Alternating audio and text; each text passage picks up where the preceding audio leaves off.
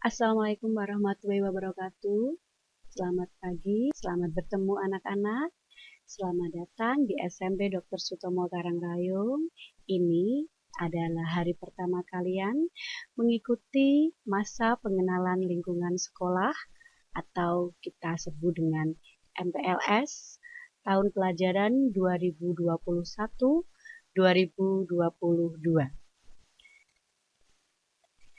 Materi pada hari pertama kali ini akan dibawakan oleh saya. Perkenalkan, nama saya adalah Omega Gini. Kalian bisa memanggil saya dengan Ibu Omega, atau Bu Mega, atau Miss Mega. Saya akan mengajar bahasa Inggris di SMP Dr. Sutomo Karangrayung. Selain itu, saya juga adalah pembina pramuka di SMP Dr. Sutomo Karangrayung. Dan saat ini, saya sedang mengikuti seleksi calon guru penggerak di program Guru Penggerak.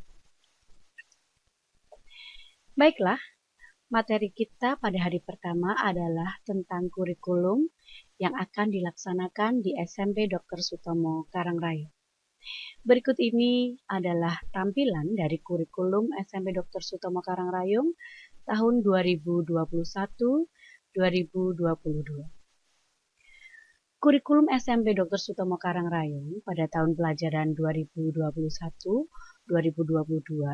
menerapkan prinsip pengembangan kurikulum 2013 dengan mengembangkan prinsip agar peserta didik atau agar kalian memiliki posisi sentral untuk mampu mengembangkan potensi kalian sendiri agar menjadi manusia yang beriman, bertakwa kepada Tuhan Yang Maha Esa tentunya, berakhlak mulia, selain itu sehat, berilmu, cakap, kreatif, mandiri, berkarakter dan berbudi pekerti luhur, serta menjadi warga negara yang demokratis dan juga bertanggung jawab.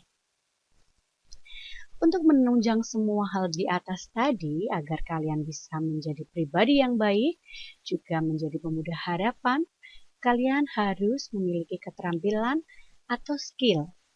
Berikut ini adalah beberapa keterampilan atau skill yang harus kalian kuasai dalam kehidupan sehari-hari. Ada communication. Di sini kalian diharapkan mampu berkomunikasi dengan baik, baik dengan lingkungan, atau dengan teman, dengan tetangga, dengan guru, dan juga dengan orang tua. Selain itu, kalian harus bisa dalam skill collaboration. Dalam collaboration ini, kalian diharapkan mampu bekerja sama dalam menyelesaikan masalah atau menghadapi apapun.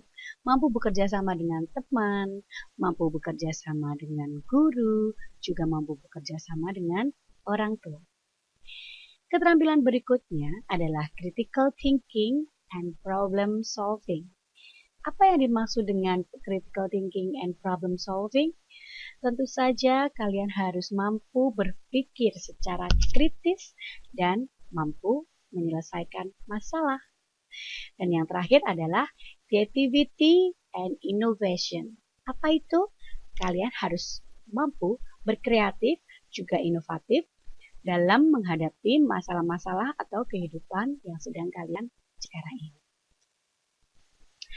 Nah, apa saja struktur kurikulum yang dijadikan sebagai penilaian di SMP kita? Ada beberapa yang akan dijadikan penilaian. Nah, semua itu dimasukkan ke dalam kompetensi inti atau yang disingkat dengan KI. KI atau kompetensi ini ada beberapa, yaitu 1 sampai 4 yang akan dijadikan sebagai penilaian. KI 1 adalah sikap spiritual. Sikap spiritual ini menitik beratkan pada keagamaan atau religiusitas kalian. Contohnya dalam menjalankan agama, menjalankan ibadah agama, mengucapkan syukur, berdoa, dan lain sebagainya. Kemudian di KI 2 dititik beratkan pada sikap sosial. Sikap sosial apa yang bisa diterapkan di KI 2 ini? Sikap sosial adalah bagaimana kalian bersikap, bagaimana kalian bertingkah laku tidak di lingkungan rumah ataupun di lingkungan sekolah.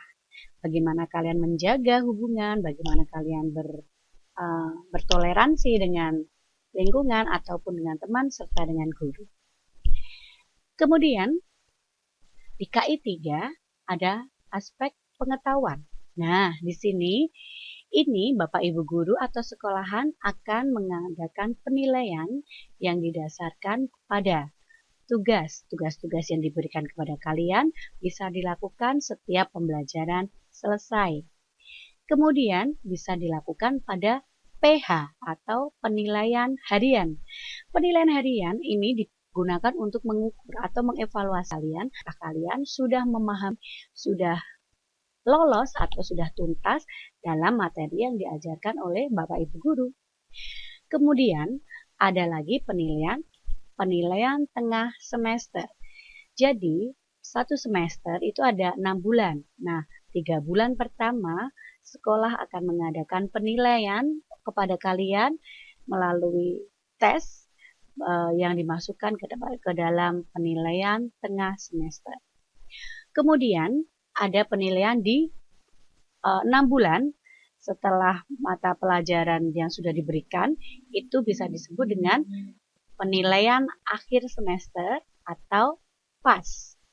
Nah, kalau di semester 1 itu disebut dengan PAS, penilaian akhir semester, sedangkan di akhir tahun itu disebut dengan PAT atau penilaian akhir tahun.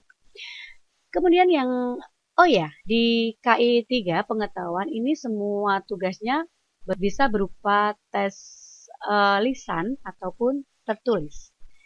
Dan yang terakhir adalah KI 4 yaitu keterampilan. Di sini nanti tugas-tugas yang diberikan oleh Bapak Ibu guru bisa berupa produk. Produknya bisa berupa praktek, proyek, atau portofolio. Nah, di sini Bapak Ibu guru bisa memberikan tugas-tugas seperti yang sudah diberikan kepada kalian. Itu seperti membuat masker atau membuat benda-benda dari daur ulang sampah.